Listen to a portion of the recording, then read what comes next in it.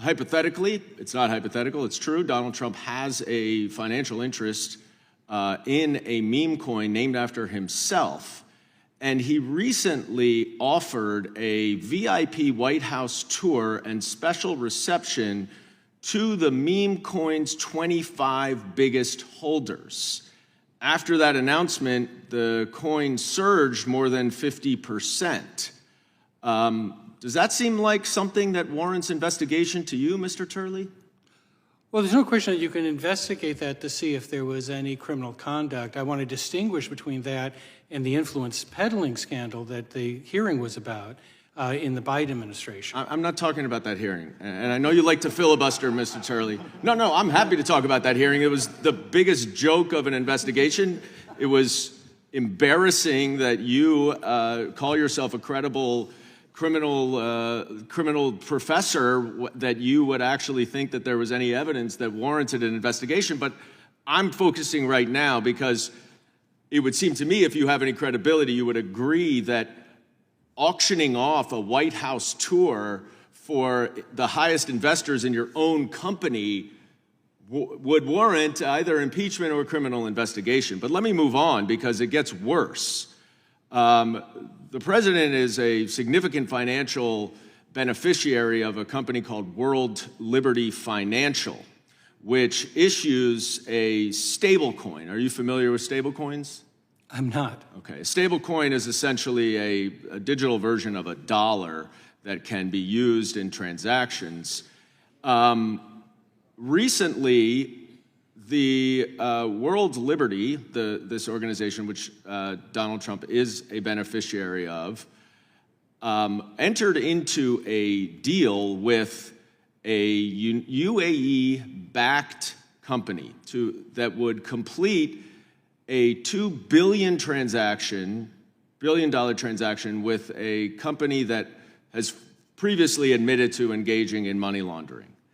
And Donald Trump's company will now generate tens to hundreds of millions of dollars in revenue from that transaction with a foreign government.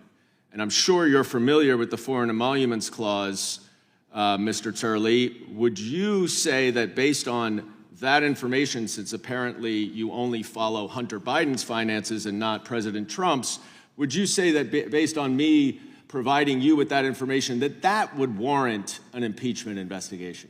Congressman, when you say that we have to preserve our credibility, I think you would agree. Can you answer the question, sir? He's trying to answer the question. Your time has expired.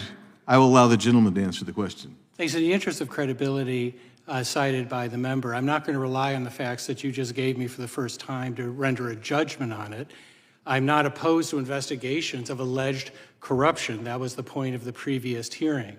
But the way to establish credibility is not, as you did, sir, just engage in personality attacks and personal innuendos. I'm happy to speak with you and to work with you about anything dealing with corruption in this building. I've been writing about that for 3 decades. I've been called as a witness for both the Democrats and Republicans dealing with that. Well, but the way to presume, I've only seen you as a witness. Your time has expired, sir. Your time has expired. I'm happy to yield back.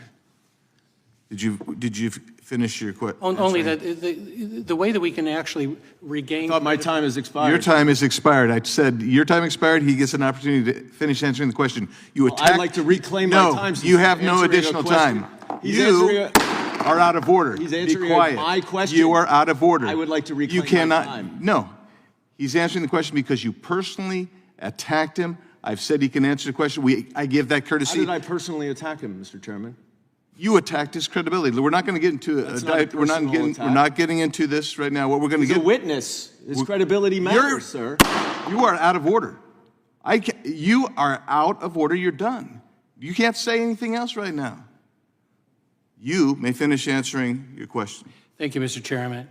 I think that the one lesson from this exchange is that it's possible that we can restore credibility in this institution if we can just get beyond the personal attacks. There were no personal attacks, Mr. Turley. You are a witness. Done. Your credibility matters. You, sir, you have lost your credibility with me. I gave that courtesy to everyone on this bench. Mr. Chairman. You ask a question. If they wanted to continue to answer beyond the time limit, I said, time's expired, you may answer the question. That's my routine. That's what I did today. You challenged him, asked him a question. You wanted an answer. Your time has expired. He is answering the question. Mr. Chairman, you don't like his answer. Because you don't like his answer, you want to shut him up. What's your inquiry? My inquiry is when you offered when my time was up at 00 for him to answer the question, he went and answered the question. You then gavelled and said my time was up. That's not a parliamentary inquiry. You gavelled and that's said not my a time parliamentary is up. I would inquiry. like to know when that's not a parliamentary my time inquiry. is up and when he gets to continue answering. That is not a parliamentary inquiry.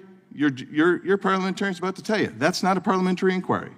He actually disagrees. He thinks it is a parliamentary inquiry. That's not a parliamentary inquiry. Why? I'm asking for the process question, the process question as to when my time is up, which you allowed him to answer the question. You then gavelled and said my time is expired, and then you then offered him to answer the question again, which he already had done. No, sir. Let us. If we were to watch, you did it based on accusations that I was personally attacking him, which I was not. Excuse me. Not only are you out of order, you're being incredibly rude. Here's the deal.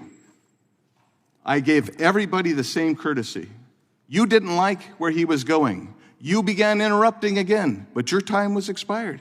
He was trying to answer the question. You didn't like the answer. That is false. I'm happy to have this answer. No, that's what happened. I didn't like the accusation that I was personally attacking him. His credibility. I didn't say that till the third round when you interrupted. His and you continue to interrupt. You continue to be out of order. And then I asked you are out of order. I asked you, what am I personally attacking? And you said his credibility, and he is a witness. His credibility matters. You're out of order. You are so far out of order. Well, you are not conducting this in a fair and equitable way. Sure I am. Because everybody got the same courtesy. You asked a question, they're going to finish answering. Everybody got that same courtesy. You interrupted him while he was giving the answer. That's why you got gavelled. And then you got interrupted. And then you said interrupted. That's why and then you said my time is up, which is when you would go to the next person. I gave the same courtesy to every member on your side of the aisle as I gave over here. When your time was expired, 5 minutes expired. If they were in the middle of answering the question, I let it go. Now, we can talk about that round and round all you want. That's what I did. That's what I do. Well, I look forward to you continuing to do that. Yeah, well, good. And I look forward to you being in order next time. So, Mr. Turley, you may continue to answer the question that he so much doesn't want to hear. I've never been so certain in saying I'm happy to move on. Very good.